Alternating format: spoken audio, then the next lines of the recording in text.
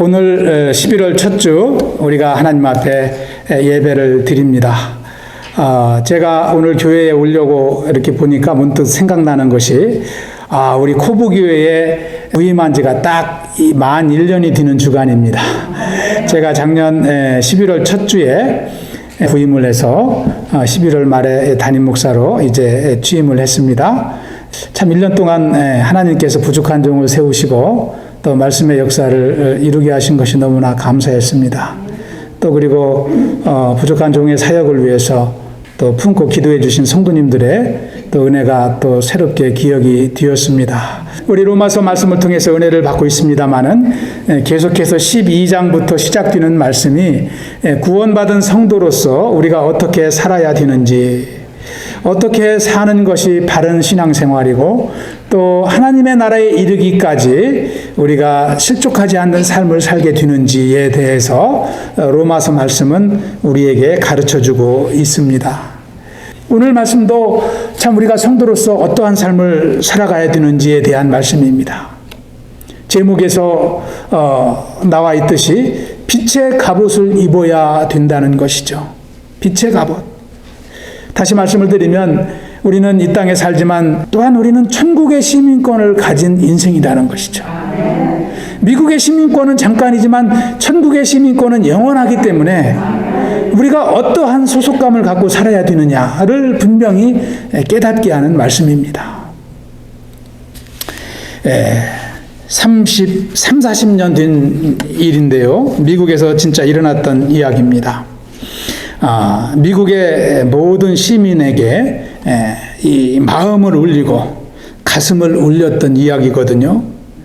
또 우리 크리스찬들에게는 더욱더 도전을 주었던 사건입니다. 1980년대 30-40년 전에 일어났던 일인데 아시는 분이 많이 있을 겁니다. 18살 된 라이언 웨인 화이트라는 이 소년의 이야기입니다. 라이언 웨인 화이트. 이 소년은 18살, 18세를 살고 하나님 품으로 떠난 소년입니다. 이 소년이 13살 때 혈유병을 앓았어요. 혈유병을 앓아서 치유를 받다가 이 병원에서 수혈을 했는데 의사의 실수로 에이즈에 감염이 됩니다. 피로 인해서. 그 당시에는 에이즈가 상당히 무서운 병이잖아요. 그리고 에이즈에 걸리면 반드시 죽는 병이었습니다. 치료제가 없었고요. 그래서 쉬쉬하면서 걸려도 누구에게 오픈하지 못하는 그러한 치명적인 질병이 바로 에이즈였습니다. 그런데 피를 수혈받다가 그 병에 걸린 거예요. 병원에서 의사는 이 소년은 6개월 이상 살 수가 없다라는 판단을 내렸습니다. 참 자신의 잘못도 아니고 어른들의 부주의로 참 그런 운명을 맞은 이 소년의 마음이 어떠하겠습니까? 그런데 이 라이언은요, 자기가 곧 몇 개월 후에 죽을 것을 알면서도 그거에 대해서 원망하거나 낙심하지 않았습니다. 13살이면 철이 들을 나이인데도 불구하고 아무도 원망하지 않았습니다. 그리고 아주 밝게 생활을 합니다. 평소와 똑같이 사람들을 친절하게 대하고 오히려 그를 염려하고 걱정하는 부모님을 위로합니다. 그리고 뿐만 아니라 자기가 에이즈에 걸렸다는 이 소식을 부끄럽게 생각하지 않고 오히려 사람들에게 알리고 에이즈를 조심하도록 그렇게 역할을 하는 것이죠. 그러면서 광고 모델이 되기도 하고요. 광고 모델이 되고 에이즈를 예방하는 그러한 일에 적극적으로 발을 뻗고 나섭니다. 그러한 소식이 세상에 하나씩 알려지기 시작합니다. 그래서 그가 중학교 다니는 동안에 각종 TV 프로그램에 나가가지고 에이즈가 얼마나 무서운지 알리고 또 장애자들을 위해서 또 돕는 운동 그런 것들을 합니다. 신문 광고, TV 이런 데도 출연하고 그래서 모금 운동을 하죠. 기금을 모금해서 에이즈 예방에 쓰여지게 합니다. 그리고 장애자들을 돕는 그러한 일을 남은 인생 동안 하는 거예요. 이것이 알려지니까 사람들이 그와 뜻을 같이 하는 사람들이 하나둘씩 생겨나기 시작합니다. 유명 가수들이 그와 함께 하고요. 그리고 연기자, 그 당시 레이건 대통령, 낸시 여사도 참여하고요. 그리고 많은 유명한 농구 선수, 스포츠 선수들이 그 운동에 다 참여해서 전국적으로 모금 운동을 벌입니다. 그러면서 질병 퇴치 운동을 벌이고요. 라이언은 그렇게 에이즈에 걸린데 6개월밖에 못 산다고 그랬는데 그렇게 5년을 살았습니다. 그렇게 살았던 라이언은 고등학교 졸업식 한 달을 앞두고 하나님 품으로 떠나게 됩니다. 이 라이언이 바로 죽기 전에 아버지와 마지막으로 나눈 대화가 크리스찬 잡지에 실리게 되거든요. 그 내용이 이렇습니다. 아빠가 먼저 아들에게 마지막 인사를 하는 것이죠. 아들아, 미안하다. 이제는 네게 해줄 것이 아무것도 없구나. 이 아빠가 더 이상 어떤 선물도 줄 수 없는 마음을 이 아빠를 용서해다오. 그렇게 아들에게 마지막 인사를 합니다. 근데 이 라이언이 아빠에게 뭐라고 합니까? 아빠, 전 지금까지 많은 선물을 받고 살았지만 아무도 아빠와 같은 선물을 준 사람은 없었습니다. 아빠는 저에게 죽어서 천국에 갈 수 있는 티켓을 선물해 줬잖아요. 바로 예수님을 아빠는 저에게 소개해 주셨어요. 아빠 때문에 교회에 나갈 수 있었고 아빠 때문에 예수님 믿고 영생을 선물로 얻었는 거요. 이보다 더 위대한 선물은 없을 거예요. 여러분, 우리가 이 땅을 살면서 천국에 가는 것보다 더 큰 축복이 있을까요? 우리는 이것을 알지만 삶 가운데는 자주 잊고 살아갑니다. 하나님의 자녀는 하나님의 자녀의 유일한 소망이 있다면 천국 가는 것인 줄 믿습니다. 아무리 이 땅이 행복하고 참 아름다워도 하나님 나라와는 곁줄 것이 없는 것이죠. 그리고 이 땅은 예수님이 다시 오시면 멸망할 한계적인 세상에 불과합니다. 오늘 말씀 빛의 갑옷을 입자라는 것은 우리가 천국을 소망하며 살자라는 말씀이기도 합니다. 오늘 말씀을 보시면 우리가 왜 빛의 갑옷을 입어야 하는지, 또 빛의 갑옷을 입기 위해서 어떠한 삶을 살아야 되는지를 기록하고 있습니다. 여러분 11절을 다시 한번 보시기 바랍니다. 또한 너희가 이 시기를 알거니와 자다가 깰 때가 벌써 되었으니 그랬어요. 지금은 자다가 깰 때라는 거예요. 잠잘 때가 아니라 깰 때가 벌써 되었다 이렇게 말합니다. 여러분 이 말씀을 읽으면서 무슨 느낌이 드세요? 벌써 깰 때가 되었다는 것은 지금 늦잠 자고 있다는 거거든요. 너 벌써 일어나서 학교 가야 되는데 아직도 자고 있으면 어떡해? 이것은 벌써 네가 지금 일어나도 이미 늦었다는 것이거든요. 그러니까 늦었지만 빨리 깨어나라는 그러한 권면의 말씀이에요. 여러분 지금이 언제입니까? 천국을 바라볼 때예요. 천국을 소망하며 기도할 때라는 거예요. 낙심하고 절망할 때가 아니라는 거예요. 빨리 그곳에서 나와서 하나님을 바라보고 천국을 소망하며 살아야 될 때라는 거예요. 한숨 질 때가 아니라는 것이죠. 언제까지 우리를 기다려주지 않는다는 것을 오늘은 말씀하고 있는 것입니다. 그리고 뭐라고 말씀합니까? 자다가 깰 때가 벌써 되었으니 이는 이제 우리의 구원이 처음 믿을 때보다 가까웠다 그랬어요. 처음 믿을 때는 언제인가요? 예수님을 우리가 처음으로 구주로 영접할 때예요. 근데 처음 믿을 때보다 우리 구원이 가까웠다는 것은 무엇이 가까웠다는 거예요? 예수님께서 재림할 때가 가까웠다는 거예요. 여러분 신앙생활이 10년 되셨어요? 20년 되셨어요? 30년, 40년 되셨어요? 그런데 예수님이 오실 날은 그거보다 가깝다는 거예요. 빠르다는 거예요. 천년만년 우리가 이 땅에서 사는 것이 아니라 예수님께 갈 날이 가까워왔다는 거예요. 처음 믿을 때보다도 가까웠다는 거예요. 그러면 긴장되지 않습니까? 예수님을 만나기 위해서 우리가 준비해야 되지 않습니까? 더욱더 빛의 갑옷을 입어야 되지 않습니까? 그것을 말씀하고 있는 것이거든요. 아직도 자고 있으면 안 된다는 거예요. 이미 늦었으니까 빨리 일어나라. 이렇게 성경은 말씀하고 있는 것입니다. 여러분, 새벽에 주무시면 얼마나 새벽잠이 달콤합니까? 재밌는 꿈도 꾸고. 그런데 새벽에 주무시면 꿈을 꾸지만 새벽에 깨어서 기도하면 여러분 꿈을 이루는 삶을 산다는 거예요. 아멘. 여러분 꿈을 꾸고 싶어요? 꿈을 이루는 인생 살고 싶으세요? 그러면 깨어나야 됩니다. 영적으로 깨어나야 됩니다. 할렐루야.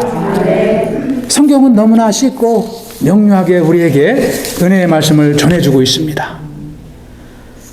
여러분, 그리고 12절에 보시면 다시 한번 반복하여 말씀하는 말씀이 무슨 말씀입니까? 밤이 깊고 낮이 가까웠으니 그랬어요.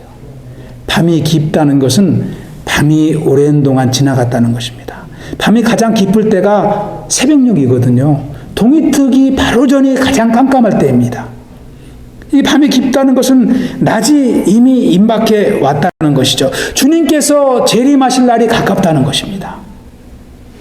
그렇기 때문에 우리는 남은 인생을 살아가면서 주님 맞이할 이 슬기로운 다섯 처녀와 같이 등불을 준비하는 삶을 살아야 된다는 것을 말씀하고 있습니다.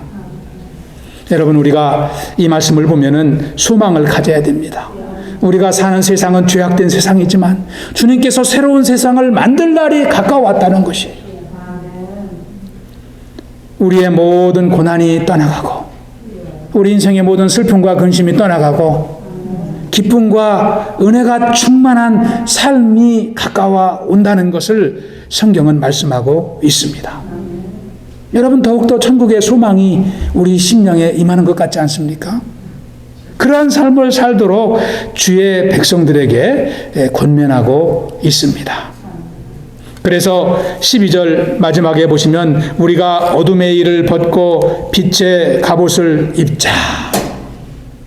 천국의 소망을 가지고 더욱더 소망 가운데 살아가자. 그런 권면의 말씀을 하고 있습니다. 그러면서 13절에 보시면 낮에와 같이 단정히 행하고 그랬습니다. 여기서 단정히 행한다는 말씀은 믿음으로 인정받는 삶을 살라는 것이죠. 우리가 이 옷 매무새만 단정한 것이 아니라 우리의 심령이 믿음으로 준비되어서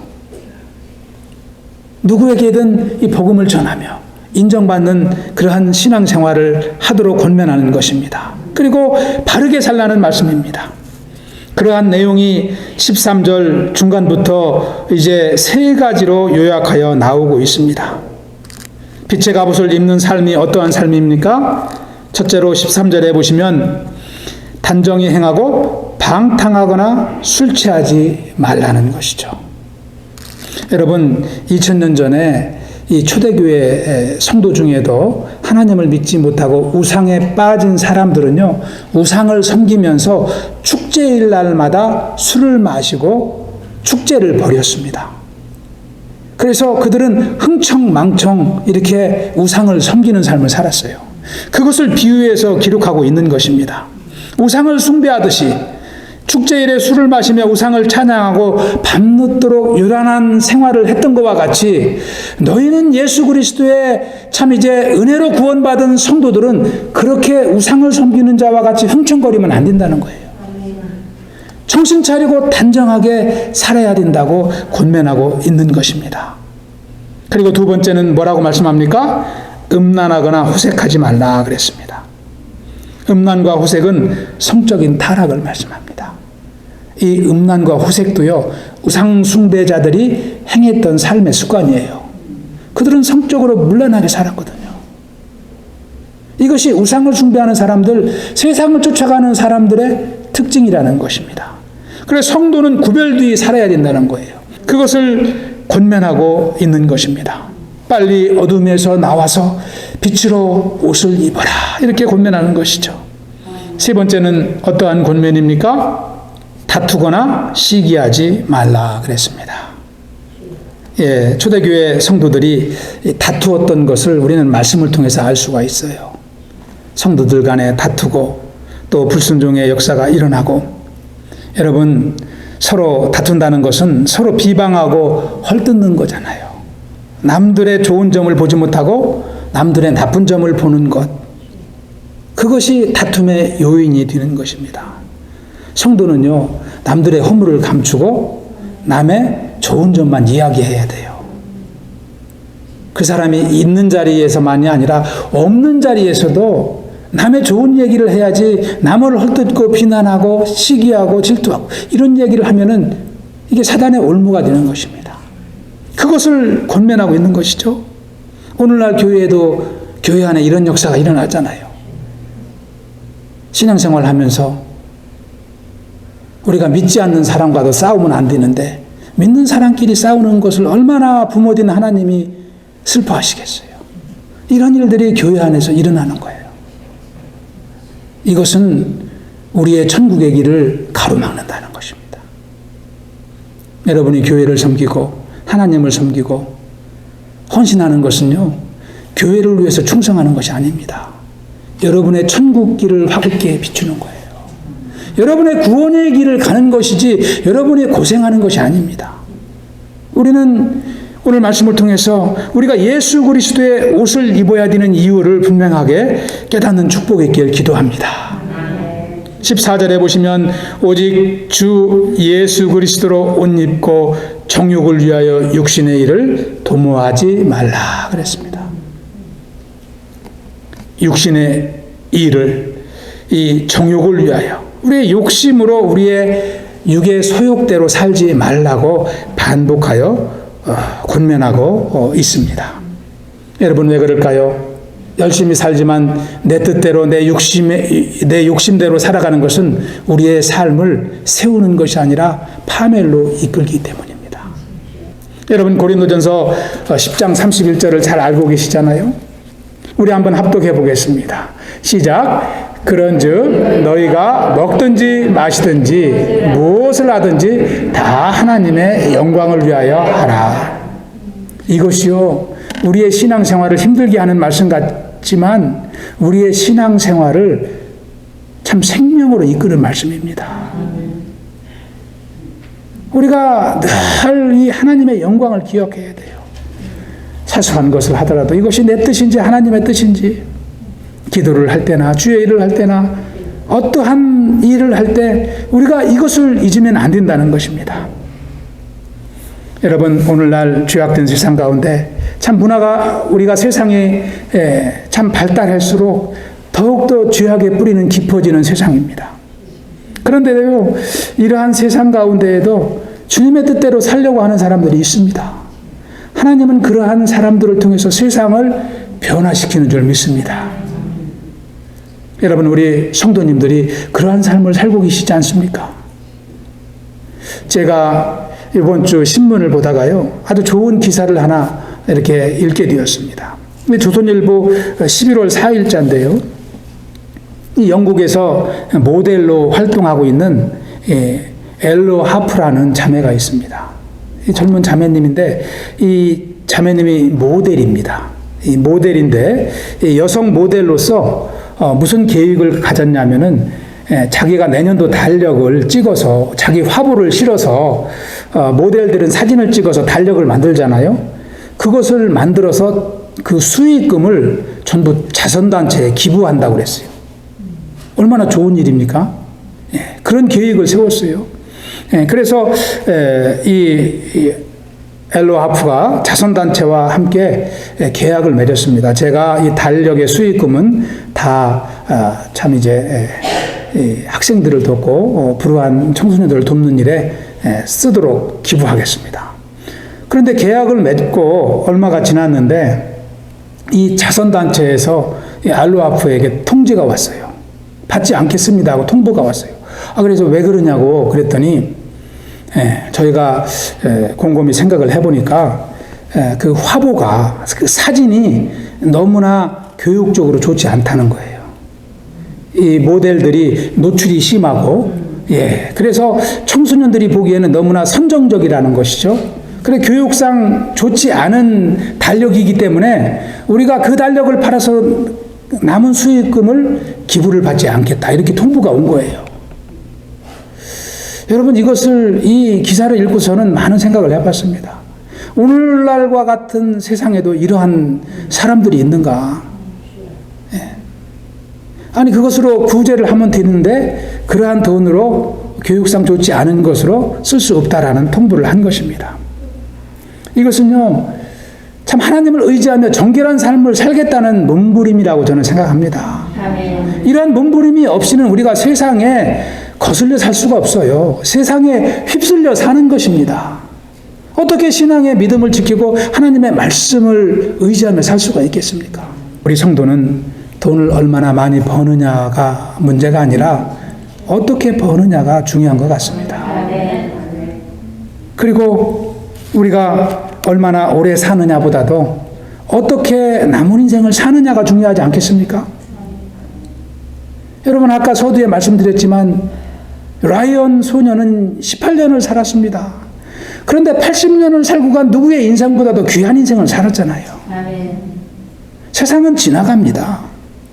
세상은 지나가고 남는 것은 우리의 신앙만 남습니다. 아멘. 하나님 나라에 남는 것은 그거밖에 없어요. 아무것도 없습니다.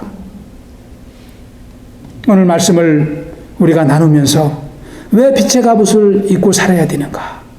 성경은 저와 여러분에게 분명하게 말씀하고 있습니다. 저와 여러분이 주님 오심을 기대하며 참 주의 재림을 소망하며 날마다 빛의 갑옷을 입는 그러한 역사가 우리 가운데 일어나길 축원합니다. 제가 20년 전에 한국에서 이 달라스에 와가지고 첫 해의 교회를 시작했습니다. 이 8개월 만에 교회를 시작을 하고 미국 교회에서 기도를 시작하고 예배를 시작하고 가족과 함께 주일 예배를 드리고 새벽 기도를 계속 이렇게 감당해 왔는데 그때 우리 교회에 한 2년이 지나서 한 가정 두 가정 오시더라고요. 그러면서 오시는 분 중에 제가 이렇게 들어보니까 다른 불평은 없는데 이 불만이 한두 가지가 나와요. 그래서 뭔가 봤더니 목사님 우리 교회는 너무나 말씀 중심이고 너무나 기도 중심인 것 같아요.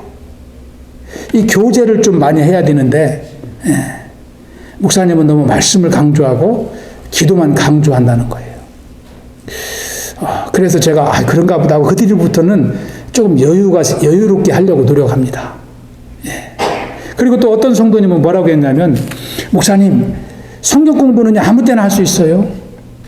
성경 공부는 그리고 아무 교회 나가도 다 가르쳐 주니까 우리 교회는 재밌게 구역 모임 때마다 놀아야 됩니다. 일리가 있잖아요. 성도들은 친밀해야 되거든요. 그러면서 우리가 더 이게 교제의 중심을 하고 친교의 중심을 해야지 너무 말씀으로 하면 경직된다는 거예요, 교회가. 그래서 그 성도님은요, 큰 교회에서 저희 교회로 왔는데 다시 갔어요. 여러분, 어느 교회 간다고 다 성경 공부 열심히 하는 거 아닙니다.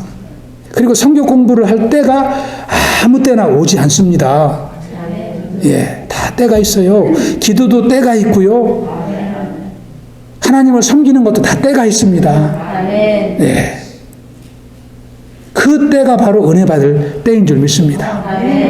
그래서 저는 이 말씀을 정리하면서 우리가 한 가지 알아야 될 게 있다면 신앙생활을 하면서 영의 일과 육의 일은 분간해야 되겠다는 것입니다.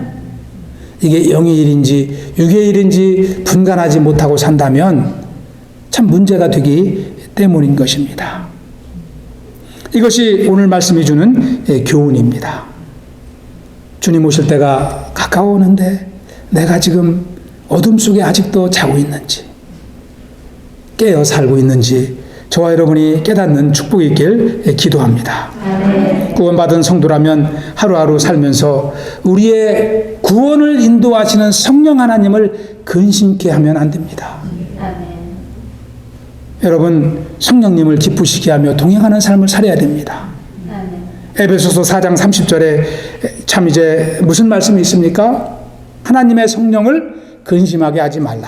아멘. 그 안에서 너희가 구원의 날까지 인치심을 받았느니라. 아멘. 성령 하나님은요, 저와 여러분과 동행하시면서 예수님이 오실 때까지 저와 여러분을 인도하시는 인도자세요. 그런데 그 성령 하나님을 근심하는 삶을 살아서 되겠습니까? 그렇게 하지 말라는 거예요. 빌립보서 2장 12절에서 사도 바울은 권면하기를 뭐라고 말씀합니까? 합독 한번 해보겠습니다. 항상 복종하여 두렵고 떨림으로 너의 구원을 이루라. 우리의 구원을 위해서 성령님과 동행하는 삶을 살라고 권면하고 있습니다. 우리의 구원은요, 우리가 믿음으로 시작하지만, 예수님을 영접함으로 시작하지만, 완성은 예수님이 오실 때 완성되는 거예요.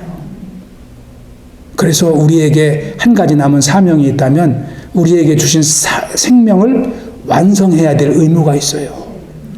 이 완성을 이루지 못하고 실족하면 넘어지는 것입니다. 저와 여러분이 오늘 말씀을 통해서 참 이제 구원의 완성을 이루는 주의 백성 되시길 축원합니다. 제가 교회에 온 지 1년 되었다고 그랬는데 하나님께서 왜 저를 코부교회에 불러주셨겠어요? 저는 20년 전에 잘 다니던 직장을 사표내고 소명받고 목회자가 되었습니다. 그것은요, 이유는 단 한 가지예요. 제게 주신 은혜가 너무 크기 때문에 이 예수님을 모르는 영혼들에게 적극적으로 한 명이라도 더 전하기 위해서 저는 목회자가 되었습니다. 아멘. 그리고 제가 코부 땅에 온 것도 생소한 코부 땅에 왜 왔겠습니까? 이 코부지기에 사시는 한 명이라도 예수님 믿고 구원받게 하기 위해서 저는 이 자리에 쓴 것입니다. 아멘. 그 이유가 아니면 저는 여기 서 있을 이유가 하나도 없어요. 그래서 하나님이 저에게 그 사명을 주시고 저는 여기에 보내주신 거예요. 아멘. 여러분과 함께 동역의 그릇을 이루어서 빛의 갑옷을 입고 세상을 향하여 나아가도록 저를 여기 보내주신 거예요. 아멘. 그리고 1년 동안 말씀 주시고 은혜 주시고 기도의 영을 부어주시고 사역하게 하셨잖아요. 아멘. 하나님의 이 은혜입니다. 아멘. 그래서 저는요, 우리 성도님들에게 신앙생활이 힘들어도 성경 공부하라고 하는 거예요. 제가 성경 공부 안 해도 됩니다, 그런 말할 자격이 담임 목사지만 없다는 거예요. 왜 그러냐면 그것은 하나님의 음성이기 때문에. 아멘. 여러분 기도하지 않고 살아도 됩니다라고 말할 수 없어요. 여러분 전도하지 않아도 됩니다, 그런 말을 할 자격이 저에게는 없다는 거예요. 저는 기도할 때마다 하나님이 그 감동을 주실 때마다 저는 여러분에게 말씀할 수밖에 없어요. 왜 그러냐면 하나님의 종이기 때문에. 할렐루야. 여러분이 이러한 뜻을 알아두시고 동역하는 것이 저는 너무나 감사합니다.